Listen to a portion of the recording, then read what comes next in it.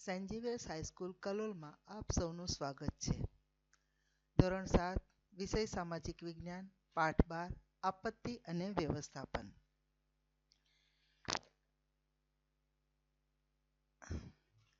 આપત્તિ શબ્દ કાને પડવાની સાથે આપણને મનમાં ભય અને બીકના ભાવ જાગે છે. આપત્તિને સામાન્ય વ્યવહારમાં લોકો આપદા, હોનારત કે પ્રકોપ એવા નામે પણ ઓળખે છે. આપત્તિની સાથે વિનાશ અને નુકસાનની કલ્પના પણ આપણને આવ્યા વિના રહેતી નથી. આપત્તિના જોખમોની આપણે જાણકારી ધરાવીએ છીએ. અછત અને રાહત કામગીરી માટેના આયોજન માટે તેના માટેના કારણો જવાબદાર સંજોગોની વિગતો ધ્યાનમાં લેવી પડશે. આ જાણકારી આપણને બચાવ માટે ખૂબ ઉપયોગી છે. આપત્તિ વ્યવસ્થાપનના તજજ્ઞોએ આપત્તિઓને બે ભાગમાં વહેંચી છે. તેના પ્રકારો અને તેના વિવિધ સ્વરૂપોને વિગતે જાણીએ. આપત્તિ એટલે મુશ્કેલી. તો ઘણી બધી મુશ્કેલીઓ આપણા જીવનમાં હોય છે. તો એમાં કુદરતી આપત્તિ હોય છે અને માનવ સર્જિત આપત્તિ છે. અને અત્યારમાં આપણે જોઈએ છીએ કે કોરોના જેવી મહામારીની આપત્તિ આખી દુનિયામાં ફેલાયેલી છે. એનાથી બધાને એને જે અસર છે એનાથી બધા ભયભીત થયેલા છે. અને હજુ એની કોઈ રસી પણ શોધાઈ નથી. એટલે આપણે સાવચેતી રાખવી પડે છે. હે ને? તો એવી રીતે કુદરતી આપત્તિ અને માનવ સર્જિત આપત્તિ. તો આપત્તિઓ સામે અત્યાર સુધીમાં ઘણી બધી આપત્તિઓ આવી ગઈ છે. અને એના સામે એની અસરોની જે અસરો થાય છે એના એ માટેને જે મુશ્કેલીઓ પેદા થઈ છે એના સામે કેવી રીતે આપણે લડવું એના માટે આજે આ આપત્તિ એને વ્યવસ્થાપન કહેવામાં આવે છે. તો કુદરતી આપત્તિ કઈ કઈ છે? તો ભૂકંપ, જ્વાળામુખી, દુષ્કાળ, દાવાનળ, પૂર, સુનામી, વાવાઝોડું એ બધી કુદરતી છે. કુદરત તરફથી આવે છે. એના આપણે કંઈ કરી શકીએ નહીં. આપત્તિઓ ઓચિંતી આવે છે. ક્યારે આવે છે એવું કશું નક્કી હોતું નથી. હા, એની સામે આપણે જાણકારી મેળવી શકીએ છીએ કે કયા સમયમાં આવશે. એવી બીજી છે માનવ સર્જિત આપત્તિઓ છે. માનવ સર્જિત આપત્તિઓમાં આગ, ઔદ્યોગિક અકસ્માત, બોમ્બ વિસ્ફોટ, હુલ્લડ જે માનવ દ્વારા થાય છે એને માનવ સર્જિત આપત્તિઓ કહેવામાં આવે છે. તો આજે આપણે સૌથી પહેલી આપત્તિ છે ભૂકંપ. ભૂકંપ વિશે જોઈશું આપણે. તો આપણે ઉપયોગ ઘટનામાં ભારે આપણે પૂર, સુનામી, વાવાઝોડું, દુષ્કાળની પૂર્વ આગાહી શક્ય છે. તેથી તેનો બચાવ કરવા સમય મળે છે. આગાહી એટલે શું? આગાહી એટલે અગાઉથી આપણને ખબર પડે કે આ આપત્તિ આવવાની છે. જેવું કે આપણને પૂર આવવાનું છે. કેવી રીતે ખબર પડે? કે ખૂબ જ વરસાદ પડે, નદીઓ ભરાઈ જાય અને છલકાઈ જાય ત્યારે આપણને ખબર પડે કે પૂર આવવાનું છે. એવી રીતે વાવાઝોડું, પવનના જોર વધારે હોય ત્યારે વાવાઝોડું આવવાની શક્યતા આપણને લાગે છે. એવી રીતે દુષ્કાળ. દુષ્કાળ એટલે વધારે વરસાદ પડે અને બધા પાક કોવાઈ જાય, નાશ પામે અને લીલો દુષ્કાળ કહે છે. જ્યારે સૂકો દુષ્કાળ એટલે વરસાદ પડે નહીં અને અનાજ પાણી મળે નહીં ત્યારે સૂકો દુષ્કાળ કહેવામાં આવે છે. તો આ બધામાંથી બચવા માટે આપણને સમય મળે છે કે આપણને જાણકારી હોય છે અને જાનહાનિ નિવારી શકાય છે. જાનહાનિ એટલે કે આપણાને ઓછામાં ઓછું નુકસાન થાય એવી આપણે વ્યવસ્થા કરી શકીએ છીએ. જ્યારે ભૂકંપ, જ્વાળામુખી અને દાવાનળની પૂર્વ આગાહી શક્ય નથી. તેથી તે દ્વારા ભારે વિનાશ થવાની સંભાવના હોય છે. ભૂકંપ ક્યારે છે? ધરતીના પેટાળમાંથી. ધરતીના પેટાળમાં જ્યારે હલનચલન થાય છે ત્યારે ધરતી ધ્રુજે છે એને ભૂકંપ કહેવામાં આવે છે. એની પણ આગાહી શક્યતા નથી. અહીંયા આપણે કુદરતી આપત્તિઓ પૈકી ભૂકંપ, વાવાઝોડું, સુનામી, પૂર અને દુષ્કાળ અંગે જાણીશું. તો સૌથી પહેલા છે ભૂકંપ. તો ભૂકંપ વિશે 2001માં ભૂકંપ આવ્યો હતો ત્યારે ખૂબ જ મોટા પ્રમાણમાં જાનહાનિ થઈ હતી. તો સામાન્ય રીતે પૃથ્વી સપાટીના કંપવાને ભૂકંપ કહે છે. કંપવું એટલે ધ્રુજવું, હલવું અને કંપવું કહેવામાં આવે છે. આ ઘટના માટે પૃથ્વીના પેટાળમાં થતી ભૂગર્ભિક ક્રિયાઓ જવાબદાર છે. ભૂગર્ભિક ક્રિયાઓ એટલે જમીનની અંદર નકરો લાવા છે. એ જ્યારે હલનચલન કરે છે અને એ બહાર આવવા જમીન ફાડી અને બહાર આવવા પ્રયત્ન કરે છે ત્યારે ધરતી ધ્રુજે છે. જે ક્ષેત્રો નબળું ભૂપૃષ્ઠ ધરાવે છે તે ભૂકંપની સંભાવનાવાળા વિસ્તારો ગણાય છે. આવા વિસ્તારો અલગ તારવી શકાય પણ ભૂકંપની ચોક્કસ આગાહી શક્ય નથી. તેથી જ્યારે આપત્તિ આવે ત્યારે જાનમાલની ભારે ખુંવારી વેઠવી પડે છે. તો આ ભૂકંપ સમયે આપણા ગુજરાતમાં બહુ જ મોટું નુકસાન થયું હતું કે કચ્છ જિલ્લામાં ત્યાં આપણું એપિસેન્ટર છે એટલે કે ત્યાંથી ભૂકંપની શરૂઆત થઈ હતી. ત્યાંથી ભૂકંપ થયો હતો. તો આ ભૂકંપ આવે ત્યારે શું કરવું જોઈએ? જો સ્કૂલો ચાલુ હોય અને આપણે સ્કૂલમાં હોઈએ તો વર્ગખંડમાં હોઈએ તો શું પાટલી નીચે બેસી જવું જોઈએ. વીજળીના થાંભલા અને તારથી દૂર રહેવું જોઈએ. સાચા સમાચારો રેડિયો કે ટીવી દ્વારા જાણવા જોઈએ. તો શું ન કરવું જોઈએ? તો રઘવાયા થઈ બૂમાબૂમ ના કરો. રઘવાયા થવું એટલે બે બાકડા થઈ જવું, ગભરાઈ જવું એને રઘવાયા થયું કહેવાય. અને બૂમાબૂમ કે ચીસાચીસ કરવી જોઈએ નહીં. ઊંચા મકાનમાંથી નીચે ઉતરવા લિફ્ટ ન વાપરો. ખાતરી કર્યા વિના ઘરમાં ગેસ કે વીજળીથી ચાલતા ઉપકરણો ચાલુ ના કરો. કારણ કે ભૂકંપને કારણે જમીન હલી ગઈ હોય તો નીચેથી એને જે કનેક્શન છે તૂટી ગયા હોય, આઘા પાછા થયા હોય તો આપણને મોટું નુકસાન થવાની શક્યતા છે.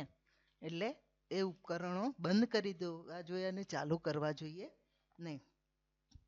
તો આપણા ગુજરાતમાં જ્યારે સંભવિત ભૂકંપ વિસ્તાર એટલે કે કઈ જગ્યાએ ભૂકંપ આવવાની શક્યતા છે એને સંભવિત ભૂકંપ વિસ્તાર કહેવામાં આવે છે. તો આ ઓરેન્જ કલર છે એ હાઈ રિસ્ક એટલે ત્યાં આગળ ભૂકંપ આવવાની 100% શક્યતા છે. એને હાઈ રિસ્ક કહેવામાં આવે છે. તો કચ્છ જિલ્લામાં અત્યાર સુધીમાં જેટલા ભૂકંપ આવ્યા ગુજરાતમાં એનું એપિસેન્ટર એટલે મુખ્ય કેન્દ્ર આ કચ્છ છે અને ત્યાંથી જ ભૂકંપની શરૂઆત થઈ છે. તો એ કચ્છ ઓરેન્જ ઝોન. અને આ બાજુ જુઓ બનાસકાંઠા જિલ્લા સાઈડ, દાહોદ સાઈડ અહીંયા હાઈ રિસ્ક, આ વેરી હાઈ રિસ્ક. કચ્છમાં વેરી હાઈ રિસ્ક એટલે 100% ખાતરી કે અહીંયાથી ભૂકંપ આવી શકે છે. અને આ હાઈ રિસ્ક એટલે અહીંયા આ જે જાંબલી કલર છે ત્યાં પણ ભૂકંપ આવવાની શક્યતા છે. ત્યાર પછી એને જો જાંબલી કલરને 2 ઝોનમાં, પછી આ યલો ગ્રીન કલર છે એ 3જા ઝોનમાં. એટલે આમાં બહુ જ ઓછી શક્યતા છે. આ જે યલો કલર છે એ બહુ જ ઓછી શક્યતાવાળા વિસ્તારો છે કે ત્યાં ભૂકંપ આવવાની બહુ ઓછી શક્યતા છે, નહીવત. જ્યારે આ ગ્રીન ઝોનમાં જે 4 નંબરનું છે એ ગ્રીન ઝોનમાં નહીવત છે એટલે થોડું ઘણું ભૂકંપ આવી શકે છે પણ જે કચ્છ જિલ્લામાં આવે છે એટલી સંભાવના નથી. તો આવી રીતે આપણા સંભવિત વિસ્તાર ક્યાં કચ્છ અને બનાસકાંઠા જિલ્લામાં છે. તો ભૂકંપની તીવ્રતા રિક્ટર સ્કેલ નામના એકમમાં મપાય છે. જેમ તીવ્રતા વધુ તેમ વિનાશ વધારે હોય છે. જે ભૂકંપની જ્યાંથી થાય છે ને અધિકેન્દ્ર અથવા એપિસેન્ટર કહેવામાં આવે છે. આપણું ગુજરાતનું એપિસેન્ટર કચ્છ છે. તો ગુજરાતમાં ક્યારે ભૂકંપ આવેલા? તો પહેલું 16મી જૂન 1819માં એ પણ કચ્છમાં આવેલું અને એની તીવ્રતા 8.2 એટલે બહુ ભયંકર ભૂકંપ કહેવાય અને એનાથી બહુ ઘણું બધું નુકસાન પણ થયું હતું. બીજું 12મી જુલાઈ 1915 અંજાર, એ પણ કચ્છમાં જ આવેલું છે. ત્યારે 6.1નો ભૂકંપ આવેલો. પછી 26મી જાન્યુઆરી 2001 ધ્વજવંદન થતું હતું સ્કૂલમાં અને આ 26મી જાન્યુઆરી 2001માં ત્યારે પણ કચ્છમાં ભૂકંપ આવેલો અને તે 7.6 અથવા તો 7.7ના ભૂકંપ આવ્યો હતો.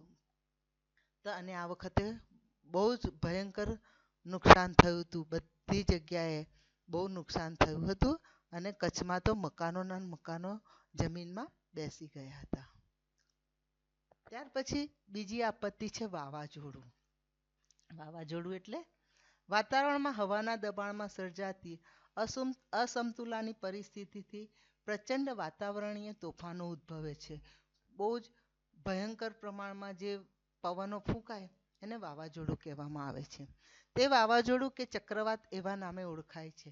ચક્રવાત એટલે વંટોળ ગોળ ગોળ ગોળ ગોળ ગોળ ફરતો ઊંચે ચડે એને ચક્રવાત કહેવામાં આવે છે. આ તોફાની વાતાવરણીય પવનો જે વિસ્તારોમાં ત્રાટકે છે ત્યાં ભારે તારાજી અને વિનાશ વેરે છે. તારાજી અને વિનાશ, તારાજી એટલે બધું ઉડાડીને લઈ જાય, તોડી કાઢે, થાંભલાઓ પડી જાય, લોકોના છાપરા ઉડી જાય, એને વિનાશ કહેવાય, તારાજી કહેવાય. ભારતના પૂર્વ તટ અને મલબાર તટે તથા ગુજરાતમાં કચ્છ અને સૌરાષ્ટ્રના કિનારે તેની ભારે વિનાશક અસરો અનુભવાય છે. ખાસ કરીને દરિયા કિનારે આવેલા વિસ્તારોમાં આ વાવાઝોડાની વધારે અસર થાય છે. વાવાઝોડા સમયે રાખવાની સાવચેતી. તો વાવાઝોડી પહેલા જ્યારે વાવાઝોડું આવવાનું હોય અને એની આગાહી કરી હોય, ટીવી પર ને રેડિયો ઉપર જ્યારે આપણે સમાચાર સાંભળીએ ત્યારે પહેલાં શું કરવું જોઈએ? તો વાવાઝોડાના સંભવિત વિસ્તારની વિગતો ચોકસાઈથી જાણી લેવી જોઈએ કે કયા કયા વિસ્તારમાંથી વાવાઝોડું પસાર થવાનું છે. તંત્રની સૂચના મુજબ સ્થળાંતરિત થઈ જવું જોઈએ. નજીકના વિસ્તારવાળાઓએ સ્થળાંતર કરવું એટલે બીજી જગ્યાએ, સલામત જગ્યાએ જવું જોઈએ, એને સ્થળાંતરિત થઈ જવું કહેવાય. દરિયાની નજીક નીચાણવાળા ક્ષેત્રોમાં હોય તો ત્યાંથી દૂર ઊંચાણવાળા વિસ્તારોમાં જતા રહો. ખાવાની વસ્તુઓ, ટોર્ચ, પીવાનું પાણી, કપડાં, રેડિયો, જરૂરી દવાઓ વગેરે તૈયાર રાખવી જોઈએ. વીજળી અને ગેસમાં જોડાણો બંધ કરી જો. દરેક પરિસ્થિતિમાં વીજળી અને ગેસમાં ખાસ ધ્યાન રાખવાનું છે. ચોક્કસ જાણકારી માટે રેડિયો સાંભળો. પછી વાવાઝોડું દરમિયાન જ્યારે વાવાઝોડું આવ્યું હોય ત્યારે શું કરવું? ચેતવણી મળતા બધા બારી બારણા બંધ કરી દેવા જોઈએ. ઘરના બારી બારણા બંધ કરી દેવા જોઈએ. જો તમે શાળામાં હો તો વર્ગખંડની બહાર ના નીકળો. જો તમે વાહનમાં હો તો વીજળીના થાંભલા, ઝાડ, દરિયાથી દૂર ઊભું રાખી તેની અંદર રહો. બચાવ માટે ઊભા કરાયેલા આશ્રય સ્થાનના વ્યવસ્થાપકોની સૂચનાઓનું ચુસ્ત પાલન કરો. પ્રાણીઓને ખીલેથી છોડી મૂકો. તે છૂટા હશે તો પોતાનો બચાવ કરી શકશે. જે પ્રાણીઓ પાળતા હોય, ગાય, ભેંસ, બકરી, ઘેટા, બકરા, એ લોકો શું કરે? વાડામાં બાંધી રાખે છે ને, પણ જ્યારે વાવાઝોડું આવે તે પ્રાણીઓને છૂટા મૂકી દેવા જાય. કેમ કે આપણે તો એમને ઘરમાં ના રાખી શકીએ, એટલે એ પોતે જ પોતાનું રક્ષણ મેળવવા માટે સલામત જગ્યાએ જઈ શકે, એટલા માટે એમને છોડી મૂકવા જોઈએ. જાહેરાતના બોર્ડ કે વૃક્ષો નીચે આશ્રય ના લેવો, કારણ કે બોર્ડ ને બધું ઉડી ઉડીને જતું રહેતું હોય છે, એટલે અને વાગવાની સંભાવના હોય છે, એટલે ત્યાં નીચે ઊભું રહેવું જોઈએ. હવે વાવાઝોડું પતી ગયા પછી શું થાય છે? તો હવામાન સાફ થઈ જાય, પવન બંધ હોય તો પણ બહાર ના જશો. અચાનક પવન અને વરસાદ આવી શકે છે. લટકતા ખુલ્લા વાયરોથી દૂર રહો. કુતૂહલવશ એકત્ર થઈ રાહત અને બચાવ કાર્યમાં અવરોધ ના કરો. તંત્ર દ્વારા સૂચના મળ્યા બાદ જ પરત ઘેર જવું. રાહત અને બચાવની કામગીરીમાં મદદરૂપ બનો. મદદ માંગવા સિવાયના ફોન ન કરવા. બિનજરૂરી ફોન ન કરવાથી નેટવર્ક ઠપ થતા રાહત અને બચાવ કામગીરીમાં વિક્ષેપ પડવો પડે છે. શું થાય? ઘણીવાર મદદની જરૂર ના હોય તો એ ઘણા લોકો મદદ માંગવા માટે ફોન કરતા હોય છે. બિનજરૂરી ખાલી ફોન કરતા હોય છે, અને એનાથી શું થાય છે? બધા એક સાથે ફોનનો ઉપયોગ કરે તો નેટવર્ક ઠપ થઈ જાય, એટલે બંધ થઈ જાય છે, કામગીરી ધીરી થઈ જાય છે. એટલે જ્યારે ખરેખર જેને મદદની જરૂર હોય એ લોકોનો મેસેજ મળી શકતો નથી. એટલે ખાલી એવા ફોન કરવાના નહીં, અને અફવાઓથી ખાસ તો અફવાઓથી દૂર રહેવાનું. બીજું છે સુનામી. સમુદ્ર કે મહાસાગરના તળિયે થતા ભૂકંપ અને જ્વાળામુખી પ્રસ્ફોટનથી કે મોટા પાયા પર સમુદ્રમાં થતા ભૂસ્ખલનથી પેદા થતા વિનાશક મોજા સુનામી કહેવાય છે. જ્યારે દરિયાની અંદર ભૂકંપ આવે અને દરિયાના મોજા ઊંચી બિલ્ડિંગો કરતાં પણ ઊંચા એક દિવાલ જેવું બની જાય છે, અને એ મોજા ઉછળે છે અને બહુ ભયંકર રૂપ ધારણ કરે છે, અને દૂર દૂર સુધી એના પાણી ફરી વળે છે. તો ભૂસ્ખલન એટલે જમીન ધસી જવી, ધોવાઈ જાય અને જમીન ધસી જાય, એને ભૂસ્ખલન કહેવામાં આવે છે. જો કે સુનામીની ઉત્પત્તિ માટે સાગર તળે થતા ભૂકંપો કારણભૂત છે. સુનામી દરિયામાં જ આવે, અને એ ભૂકંપો દરિયામાં આવે ત્યારે સુનામી આવે છે. ટૂંકમાં ભૂકંપીય સાગર મોજા સુનામી તરીકે ઓળખાય છે. આ મોજા તેના ઉત્પત્તિ સ્થાનેથી વલય આકારે વિસ્તરી કિનારે આવે ત્યારે ભારે વિનાશકારી બની જાય છે. તેની ઝડપ કિનારે ઓછી થતાં તે વધુ ઊંચાઈ ધારણ કરે છે. કિનારે પાણીની દિવાલ બની આગળ વધી ભારે વિધ્વંસ મચાવે છે. જો કે હવે આધુનિક ઉપગ્રહ આધારિત સાધનોની મદદથી સુનામીનો ચોક્કસ અંદાજ કાઢી શકાતો હોવાથી સૂચિત અસરવાળા ક્ષેત્રોમાં લોકોને સમયસર સ્થળાંતરિત કરાવી જાનહાનિ અટકાવી શકાય છે. જો કે આવી ટેકનોલોજી કે સાધનો બધા દેશો પાસે નથી, પણ એક વાસ્તવિકતા છે કે સાધનો શોધાયેલા છે અને સુનામીની પણ થોડે ઘણે અંશે આગાહી થઈ શકે છે. તો 26મી ડિસેમ્બર 2004ના રોજ આવેલા મહાવિનાશક સુનામીમાં હિન્દ મહાસાગરના તટવર્તી દેશો પૈકીના થાઈલેન્ડ, ઇન્ડોનેશિયા, ભારત, શ્રીલંકા વગેરે દેશોમાંથી લગભગ 2 લાખ લોકોએ જાન ગુમાવ્યા હતા. બહુ ભયંકર સુનામી હતું અને ત્યારે બહુ જ મોટા પ્રમાણમાં નુકસાન થયું હતું. દરિયા કિનારે ફરવા ગયેલા એ પણ દરિયામાં તણાઈ ગયા હતા. તો સુનામી પહેલા શું થાય છે? તો સમુદ્ર કિનારાથી દૂર ખસી જવું. જ્યારે ખબર હોય કે ઊંચા મોજા ઉછળે છે ત્યારે સમુદ્ર કિનારાથી દૂર ખસી જવું. રેડિયો પર આવતી સૂચનાઓ મુજબ વર્તો. સમુદ્રના મોજા અસાધારણ ઉછળે, વિચિત્ર અવાજો આવે તો આ પૂર્વ ચેતવણીના સંકેતો છે. કારણ કે સમુદ્રના મોજા બહુ અસાધારણ એટલે બહુ જ ઊંચા ઉછળે અને વિચિત્ર અવાજ એટલે પાણીનો ભયંકર અવાજ આવે. અને પૂર્વ ચેતવણી એ સંકેત છે કે કોઈ આફત આવવાની છે, એટલે તરત જ કિનારાથી દૂર રહી જવું. કિંમતી સામાન અને ખોરાક, પીવાનું પાણી, દવાઓ, ટોર્ચ વગેરે જરૂરી ચીજો સાથે રાખવી જોઈએ. તો સુનામી દરમિયાન જ્યારે સુનામી આવતું હોય ત્યારે ઊંચાણવાળી જગ્યા ના છોડશો. જો તમે ઊંચાઈ પર હોય તો ત્યાં જ રહેવાનું, ક્યાંય બીજે જવાનું નહીં. સુનામી જોવાનો પ્રયત્ન ના કરો. આપણને તો ચલો કેવા મોજા ઉછળે છે આપણે જોવા જઈએ, પણ એવું ક્યારેય કરવું નહીં. તંત્ર દ્વારા અપાતી સૂચનાઓ ચુસ્ત રીતે અનુસરો. કિનારાના ઊંચા મકાનો પર આશ્રય માટે સલામત નથી, તેથી ત્યાં ના જાઓ. મોટે ભાગે દરિયા કિનારે સમુદ્ર કિનારે જવું જોઈએ નહીં. સુનામી બાદ જ્યારે સુનામી શમી જાય પછી રેડિયો, ટીવી કે સોશિયલ મીડિયા પર આવતી આધારભૂત વિગતો મુજબ વર્તો. તંત્ર દ્વારા સૂચના મળ્યા બાદ જ ખાલી કરેલા વિસ્તારમાં જવું. ક્યારેક અગાઉ કરતાં વધુ ઊંચા મોજા પાછળથી આવી શકે છે. પોતાના મકાનમાં સલામતીની ખાતરી ન થાય તો પ્રવેશ ન કરવો. પાણી, ગેસ કે વીજળીના જોડાણોમાં આવેલા ભંગાણની જાણ તંત્રને કરો. એટલે કે કોઈ નુકસાન થયું હોય કે ગેસની લાઈન તૂટી હોય, પાણીની લાઈન તૂટી હોય કે વીજળીના થાંભલા, તો તરત જ તંત્રને જાણ કરવાની કે જેથી એના માટે કાર્યવાહી શરૂ થાય. વાળા વિસ્તારો હોય તો જ્યાં સુનામી આવવાની સંભાવના હોય ત્યારે આવી એક લોગો અહીં આગળ નિશાની આપેલી હોય છે. એ નિશાનીનું નામ છે સુનામી હેઝાર્ડ ઝોન. એને સુનામી હેઝાર્ડ ઝોન કહેવામાં આવે છે. આ નિશાની હોય ત્યાં માની લેવું કે અહીં આગળ સુનામી આવવાની સંભાવના છે. ત્યાર પછી બીજી આપત્તિ છે પૂર. પૂર ક્યાં આવે? જ્યાં નદીઓ હોય ત્યાં પૂર આવે. હે ને? જ્યાં જ્યાં નદીઓ હોય ત્યાં ચોમાસામાં મોટા ભાગે પૂર આવે છે. ગયા ચોમાસામાં આપણે જોયેલું કે બરોડામાં પૂર આવ્યું હતું અને બધા મગરો, હે ને, ઠેર ઠેર જગ્યાએ મગરોને બધું પહોંચી ગયું હતું. તો એક ધારા વરસાદ કે અતિવૃષ્ટિને પરિણામે વિશાળ ભૂવિસ્તારોનું જળમગ્ન થવું એને પૂર કહેવું છે. જળમગ્ન એટલે બધી જગ્યાએ પાણી જ પાણી, એને જળમગ્ન કહે છે.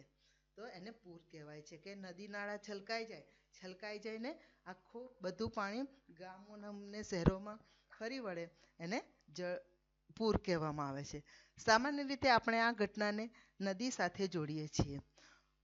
પૂર માટે કુદરતી ઢોળાવને અવગણી કરાયેલા બાંધકામ, કુદરતી જળ નિકાલના માર્ગોમાં અવરોધ જેવા માનવસર્જિત કારણો પણ જવાબદાર છે.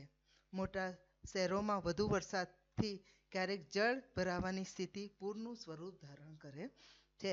પણ આપણે પાણીના નિકાલની વ્યવસ્થા ના હોય, આપણે જોઈએ છે ઘણા શહેરોમાં ને ઘણી જગ્યાએ નદીઓ નથી છતાં પણ પાણી ભરાઈ જાય છે. કેમ કે ઠેર ઠેર આપણે બાંધકામો કરી દીધા છે. એટલે પાણીના નિકાલ માટેની કોઈ વ્યવસ્થા જ નથી હોતી. એટલે ચોમાસામાં ઠેર ઠેર પાણી ભરાઈ જાય છે, એટલે પૂર જેવી સ્થિતિ સર્જાય છે. તો આપણા ગુજરાતમાં આ સંભવિત પૂર વિસ્તાર છે, જે ઓરેન્જ કલર છે એ બધી નદીઓ છે. લગભગ મધ્ય ગુજરાત અને દક્ષિણ ગુજરાતમાં આ નદીઓ છે. અને નર્મદા, તાપી એ બધી તો બારમાસી નદીઓ છે, 12 માસ નદીઓ પાણી રહે છે. તો એ ત્યાં પૂર આવવાની પૂરેપૂરી શક્યતા છે. પૂર સમયે રાખવાની સાવચેતી. પૂર પહેલા શું આપણે વરસાદ વધુ પડ્યો હોય, નદીઓ ભરાઈ ગઈ હોય તો આપણને ખ્યાલ આવે કે પૂર આવશે, તો શું કરવું પડે? સ્થાનિક કક્ષાએ પૂરના વિસ્તારોની વાકેફ રહો. વાકેફ એટલે સજાગ રહેવાનું, જાણકારી રાખવાની. ઊંચા વિસ્તારોની માહિતી રાખો અને પૂર દરમિયાન ત્યાં સ્થળાંતર કરો. પૂર સ્થળાંતર કરવું એટલે જ્યાં પાણી ભરાવો ના થવાનું હોય તો ઊંચાઈ વાળી જગ્યાએ જતું રહેવું જોઈએ.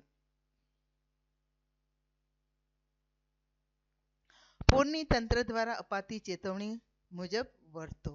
હવે પૂર દરમિયાન જ્યારે પૂર આવ્યું હોય ત્યારે ઘરના ગેસ અને વીજળીના જોડાણો બંધ કરો.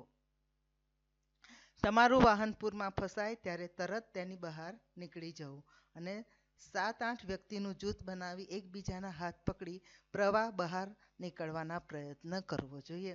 બહુ પાણી આવે, આપણે એકલા હોઈએ તો તણાઈ જવાય, પણ જૂથમાં 7-8 વ્યક્તિઓ એકબીજાના હાથ પકડીને એક જગ્યાએ ઊભા રહીએ અથવા તો બહાર નીકળવા પ્રયત્ન કરવો જોઈએ. પ્રાણીઓને ખીલેથી છોડી મૂકો, તે છૂટા હશે તો પોતાનો બચાવ કરી લેશે. હવે પૂર આવ્યા બાદ શું થાય છે? પૂરના પાણીથી બનાવેલ ખોરાક ન ખાશો. કેમ કે પાણી ગમે ત્યાંથી આવતું ગંદકી વાળું હોય, ગટરોનું પણ અંદર ભરાયું હોય અને ગંદકી વાળું પાણી હોય, એટલે એમાં જીવાણુઓ, જીવજંતુઓ, મરેલા પ્રાણીઓ દરેક હોય, એટલે પાણી અશુદ્ધ હોય છે. એટલે કદી એ પીવા માટે કે ખોરાક બનાવવા માટે ઉપયોગ કરવો નહીં. પાણીને જંતુરહિત બનાવી ઉપયોગમાં લો. રસ્તા ખુલ્લા થયાની જાણકારી વગર બહાર ના જશો. કે આપણને ટેવ હોય ને કે ચલો ત્યાં તો પાણી ભરેલું આપણે જોવા જોઈએ, પણ ત્યાં ક્યારેય એવું કરવું જોઈએ નહીં. આપણને જાણકારી વગર બહાર નીકળવું જોઈએ નહીં.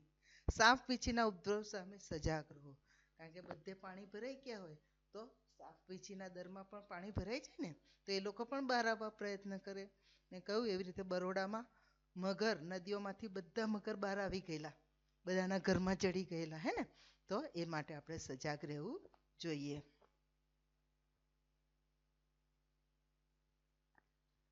હવે બીજી આપત્તિ, કુદરતી આપત્તિ છે દુષ્કાળ.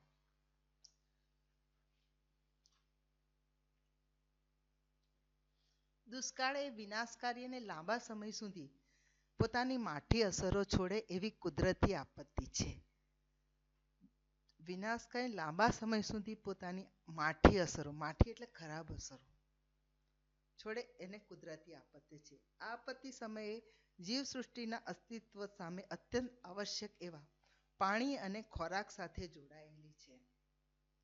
દુષ્કાળ ક્યારે આવે? બે પરિસ્થિતિમાં આવે. કઈ કે પુષ્કળ પ્રમાણમાં વરસાદ પડે ત્યારે પણ દુષ્કાળ પડે, અને બિલકુલ વરસાદ ના પડે અથવા નહીવત પડે ત્યારે પણ દુષ્કાળ પડે. આપણને એમ થાય કે વરસાદ આવે એમાં ક્યાંનો દુષ્કાળ? તો બહુ જ વરસાદ આવે, ખેતરોમાં પાણી ભરાઈ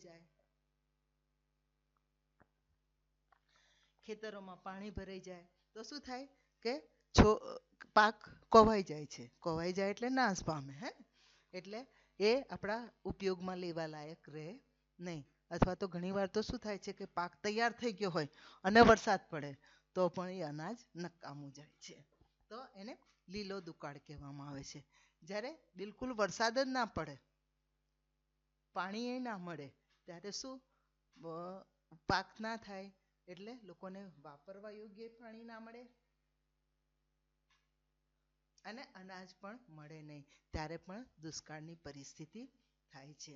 એટલે લોકો ભૂખે મરે, બહુ વરસાદ પડે તો પણ અને વરસાદ ના પડે તો પણ લોકો ભૂખે મરે, પાણી માટે ને ખોરાક માટે મુશ્કેલીઓ પડે. મોસમી આબોહવામાં દુષ્કાળ સમયાંતરે પડવા એવી લાક્ષણિકતા છે. જે વર્ષે વરસાદ ઓછો કે સાવ ના વરસે ત્યારે આ સમસ્યા ઉદ્ભવે છે. અછતની સ્થિતિમાં ખેતી અને જીવસૃષ્ટિને પાણીના અભાવે ભારે હાનિ થાય છે અને મનુષ્યો માટે અનાજની સમસ્યા તથા પાલતુ પ્રાણીઓ માટે ચારાની સમસ્યા સર્જાય છે. અગાઉ દુષ્કાળમાં ભૂખમરાની ભારે જાનહાનિ થતી હતી, પણ અત્યારમાં તો આધુનિક સમયમાં શું કે એક જગ્યાએ દુષ્કાળ પડ્યો હોય તો આપણે બીજી જગ્યાએથી કે ત્યાંથી અનાજ કે વ્યવસ્થા કરી શકીએ છીએ અને યોગ્ય વ્યવસ્થાપનની જાનહાનિ અટકાવી શકીએ છીએ. શું કરવું પડે? પુષ્કળ વરસાદ પડે ત્યારે ખબર પડે કે અનાજ નહીં થાય, વરસાદ ના પડે ત્યારે પણ આપણને જાણકારી થાય કે આ વખતે મુશ્કેલી પડવાની છે. તો ત્યારે શું કરવું જોઈએ? તો પાણીના ઉપલબ્ધ જથ્થા મુજબ આયોજન કરવું, ટપક સિંચાઈનો પ્રચાર કરવો. પાણીના ઉપલબ્ધ એટલે કે કેટલા પ્રમાણમાં પાણી છે, જમીનના તળનું પાણી કેટલું ઊંડું છે કે ઉપર છે, એના દ્વારા પાણીનું આયોજન કરવું. અને ટપક સિંચાઈ, ટપક ખેતરોમાં છે ને પાઇપો દ્વારા પાણીને ટીપે ટીપે છોડને પાણી મળે, એને ટપક સિંચાઈ. એક સામટું કરે શું થાય કે બધું પાણી વહી જાય, બહાર જતું રહે અથવા તો જમીનમાં ઉતરી જાય, હે ને, એટલે પૂરતું વનસ્પતિને પૂરતું પાણી ના મળે. પણ ટપક સિંચાઈથી તો ટીપે ટીપે પાણી મળે એટલે પૂરતા પ્રમાણના છોડના મૂળ સુધી જાય, એને ટપક સિંચાઈ કહેવામાં આવે છે. અનાજમાં માપબંધી દાખલ કરવી કે યોગ્ય પ્રમાણમાં કોઈને સંગ્રહખોરી કરવા દેવી જોઈએ નહીં. ઘણા લોકોને વેપારીઓને ખબર હોય કે દુકાળ પડ્યો છે એટલે પહેલાં બધું અનાજ ભરી લે અને પછી શું કરે, જ્યારે અછત વર્તાય ત્યારે મોંઘા ભાવમાં વેચે છે. એટલે હંમેશા માપબંધી રાખવી જોઈએ કે અમુક પ્રમાણમાં જ બધાને અનાજ મળશે. અનાજનો બગાડ અટકાવવા ભોજન સમારંભો પર પ્રતિબંધ મૂકવો જોઈએ. આપણે લગ્નમાં, પાર્ટીઓમાં, હે ને, બધા પ્રસંગોમાં બધાને ભોજન માટે આમંત્રણ કરીએ છીએ, પુષ્કળ પ્રમાણમાં બનાવવામાં આવે છે અને પછી ફેંકી દેવામાં આવે છે. એટલે આ ભોજન સમારંભમાં અટકાવવા જોઈએ, બંધ કરવા જોઈએ. જ્યારે દુષ્કાળ હોય ત્યારે દરમિયાન શું કરવું જોઈએ? રાહત દરે અનાજની વિતરણની વ્યવસ્થા ગોઠવવી જોઈએ. અત્યારમાં આપણે જોઈએ છે કોરોનાના સમયમાં પણ સરકારે કે જેની રોજીરોટી છીનવાઈ ગઈ છે એ લોકોને ઘઉં, ચણા, હે ને, ચોખા વગેરે મફતમાં વિતરણ કર્યું હતું. એટલે એને રાહત દર ને ઓછા ભાવમાં, રાહત દર એટલે ઓછા ભાવમાં અનાજ વિતરણ કરે છે. તાકીદ સિવાયના બાંધકામ બંધ રાખવા, જે બાંધકામો થતા હોય એ બધું તાકીદ એટલે જે જરૂરી ના હોય એવા કામો બંધ રાખવા જોઈએ. અનાજ અને ઘાસચારાની સંગ્રહખોરી સામે પ્રતિબંધાત્મક પગલાં ભરવા જોઈએ. એટલે મેં કહ્યું કે વેપારીઓ અનાજ ભરી દે અને પછી શું કરે, મોંઘા ભાવે વેચે. એટલે સંગ્રહખોરી જે ભરી રાખતા હોય એમના પર પ્રતિબંધ લાવવો જોઈએ. એ દુષ્કાળ બાદ તો ભાવિ આયોજનમાં જળ સંચયના કામોને અગ્રતા આપવી, અનાજના બફર સ્ટોક માટે આયોજન કરવું. અનાજના બફર સ્ટોક એટલે વધારે પ્રમાણમાં અનાજનું ભેગું કરવું, એનું આયોજન કરવું જોઈએ. નદીઓને એકબીજા સાથે જોડી સમુદ્રમાં વહી જતા પાણીને રોકવું જોઈએ. કારણ કે સમુદ્રમાં પાણી વહી જાય નદીઓનું, પછી એ કામમાં આવતું નથી, ખેતી લાયક હોતું નથી. કેમ કે સમુદ્રનું પાણી તો ખારું હોય છે, એટલે એ સમુદ્રમાં વહી ના જાય એટલા માટે આ નહેરોમાં અને એમાં પાણી એને જોડી અને નહેરોને એવું બનાવવું જોઈએ.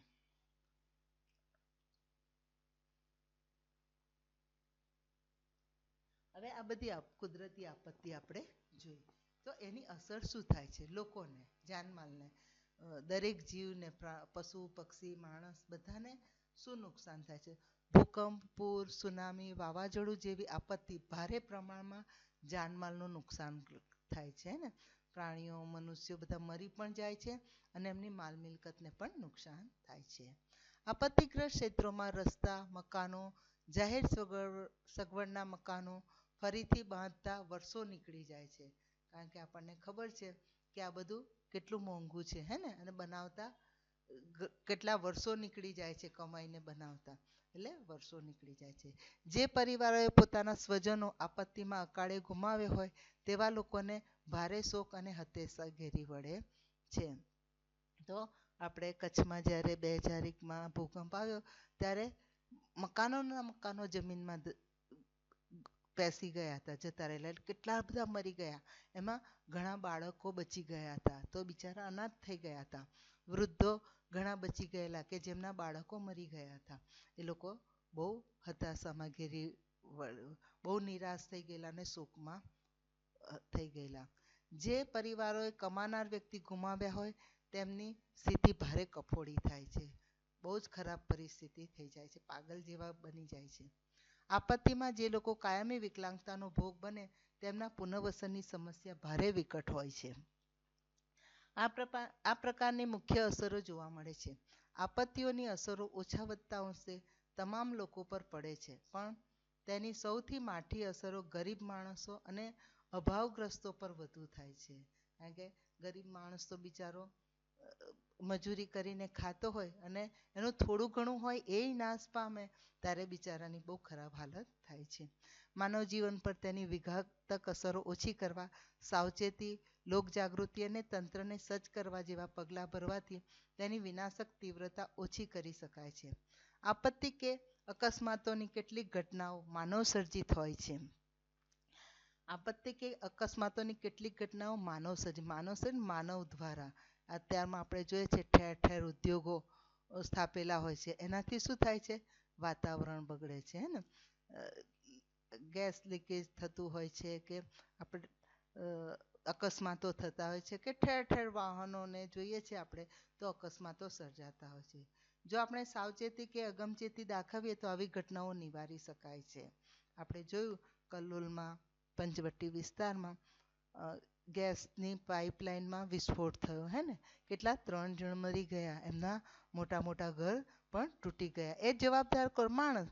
કે ત્યાંથી ગેસ લાઈન જતી હતી છતાં પણ તપાસ કર્યા સિવાય ત્યાં જ મકાનો બનાવ્યા. કે ઓએનજીસી વાળામણે પણ ક્યાંય કાળજી ના રાખી કે ઘર બનાવનારે પણ કાળજી ના રાખી. એનું શું થયું કે એ લોકોનો ઘર તૂટી ગયા.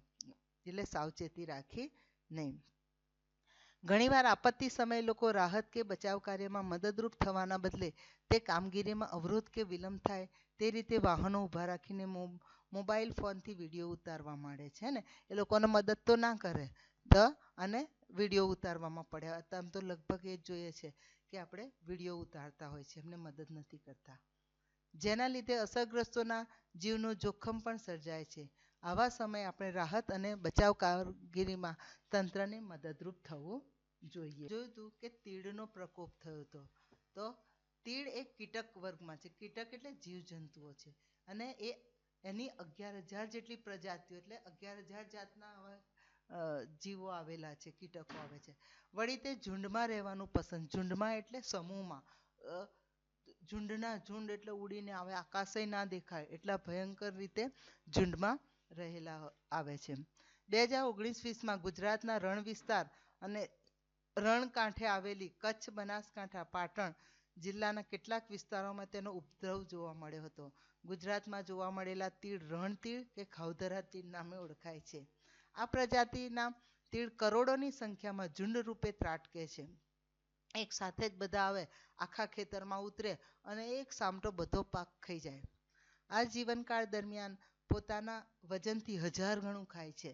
પોતાના સ્થળાંતર માર્ગમાં તે જ્યાં ઉતરે ત્યાં ખેતી પાક, લીલી વનસ્પતિ, વૃક્ષોના પાંદડાને આહાર બનાવીને તે વિસ્તારના ખેતી પાકોને સફાચટ કરી મૂકે છે. જે ક્ષેત્રમાં તીડનો ઉદ્ભવ થાય ત્યાં ખેતી પાકોના અભાવે અનાજની દુષ્કાળ જેવી પરિસ્થિતિ થાય છે. જોકે આવા આધુનિક વાહન વ્યવહારની સુવિધાના સમયમાં અન્ય પ્રદેશોમાંથી અનાજ લાવી આ તંગી દૂર કરી શકાય છે. તીડનો નાશ કરવા ખેતીવાડી વિભાગની સૂચના મુજબ ખાસ દવાઓનો છંટકાવ કરવાથી તેનો નાશ કરી શકાય છે. જ્યારે આપણા ગુજરાતમાં તીડનું ઝુંડ ત્રાટક્યું હતું ત્યારે વિદ્યાર્થીઓ અને શિક્ષકો અને બધા ખેતરોમાં જઈને થાળી વગાડેલી કે અવાજથી બધા તીડ જતા રહે, પણ નાશ ના પામે ત્યાંથી ઉડીને બીજા ખેતરમાં જાય, પણ એનાથી દવા છાંટે તો એ તીડ મરી જાય છે. એટલે એનાથી ઉપદ્રવથી બચી શકાય છે. તો આપ સૌ બાળકો સ્વસ્થ રહો, તંદુરસ્ત અને હંમેશા આનંદિત રહો એ માટે શુભેચ્છા. આભાર.